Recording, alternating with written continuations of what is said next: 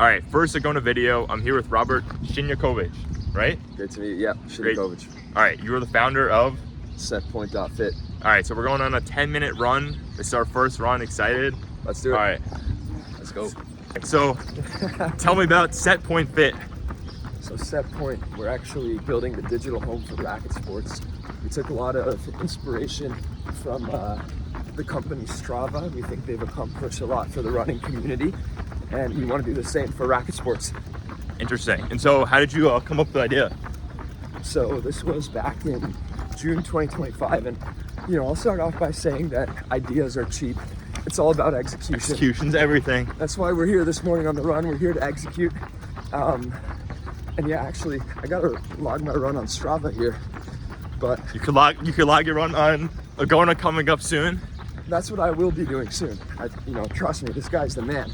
But so how did we come up with the idea? It was June 2025. I came back from my corporate job, and I realized that since I moved to New York City after graduation, finding tennis matches was really hard. And I realized that I was not able to play tennis for pretty much years since I graduated. And now, for context, I played varsity tennis in college.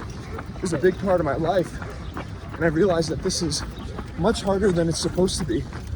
So I called up a friend of mine who was one of my roommates in Boston for a year. And after talking to him, I was like, hey, have you heard of this problem? Do you think anyone's solving it?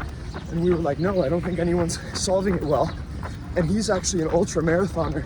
Shout out to Joe Landry. He just did a 90-mile race on Saturday. It's awesome. 24-hour race. He's a dog. He'll be on Agona too. But the thing is, he said, what you're describing and the feeling you're describing is what Strava accomplished for runners. Let's bring that to racket sports. And that's how the idea started. That's great. And so you guys do tennis, pickleball, padel, is that right? Tennis, pickleball, padel, squash. Squash. But we're really gonna try to be as racket sport agnostic as possible. One thing I will say though, and that has honestly shocked me in a really positive sense, is how much padel and pickleball have exploded. And we think they'll be really important for our growth at the beginning. Padel's really taken off.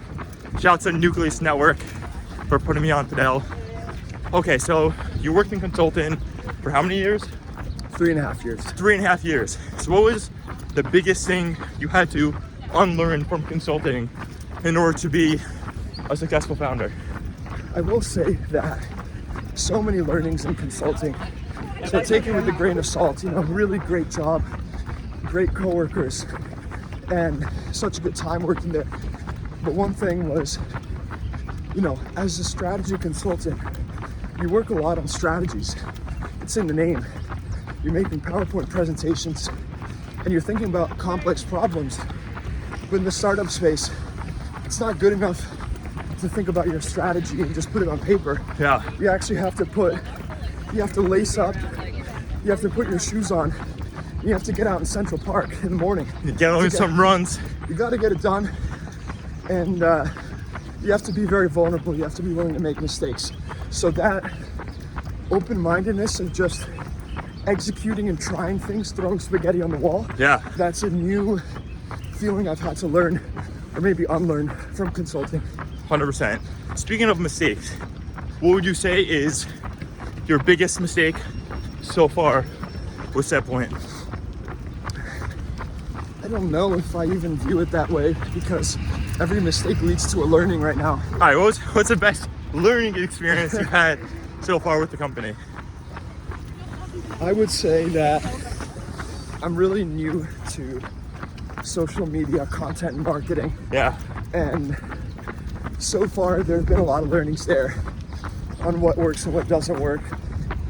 Additionally, maybe one thing I'll say is, I did mention we're trying to be racket sport agnostic. Yeah. But one learning is try not to bite off more than you can chew. Try to do small things really, really well, and you're more likely to succeed. 100%.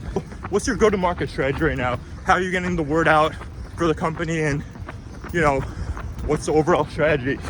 Yeah, so go-to-market strategy is an interesting one because we're still pre-launch. Yeah. We're gonna be on the market pretty soon in April. SetPoint is going to be a mobile app. And as we're thinking about it, we do want to service the whole racket sports ecosystem, from players to clubs to the professional leagues that are coming up. Pro Paddle League just raised a Series A. Yeah. Big opportunity, but the niche that we're trying to win is the player experience, the coordination, the social experience for players. And therefore, our go-to-market strategy, one thing I'll mention is we're trying to launch a campus ambassador program. Interesting. And we're going to get involved on college campuses. We have already maybe around 10 students around the country.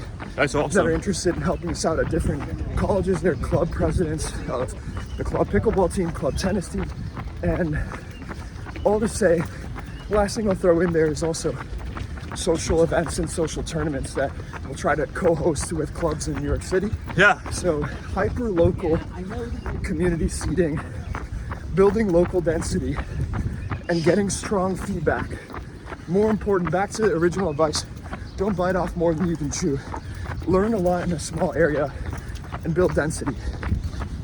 And so, speaking to the tennis aspect, what's the biggest skill you've taken away from being, a college athlete that helps you be a founder now? I would say having a thick skin and resilience is really important as a founder.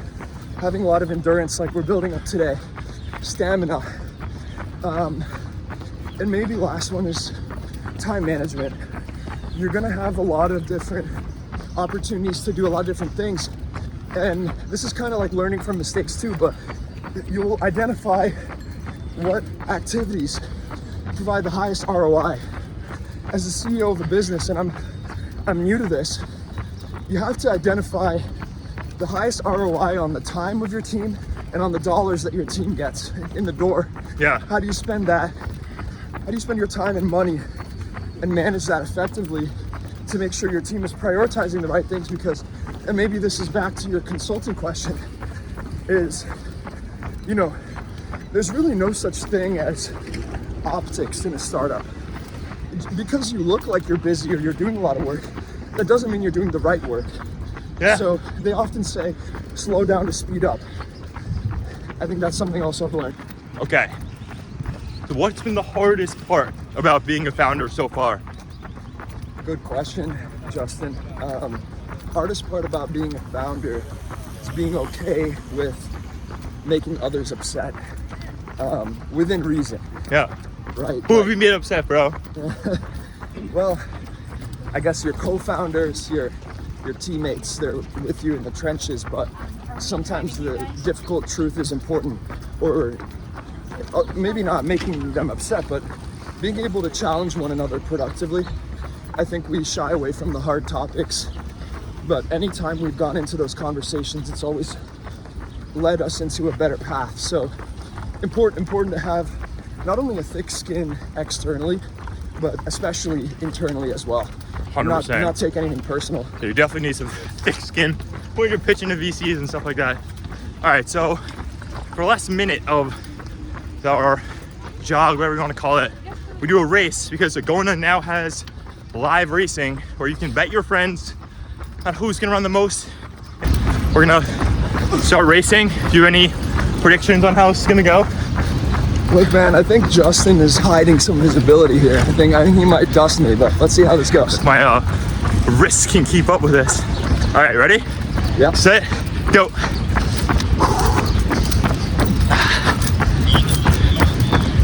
Let's do it for Agona.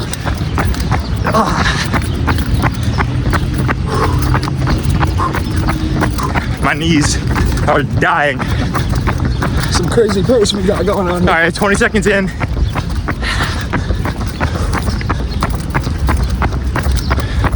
All right, 30 seconds.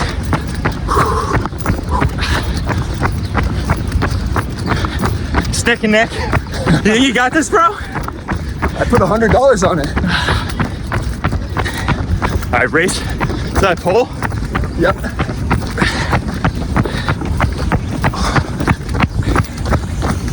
You got me. First video dub. I think you let me win, honestly, but I'll take all the wins I can get. Thank you for coming in, download Agona. See you guys soon.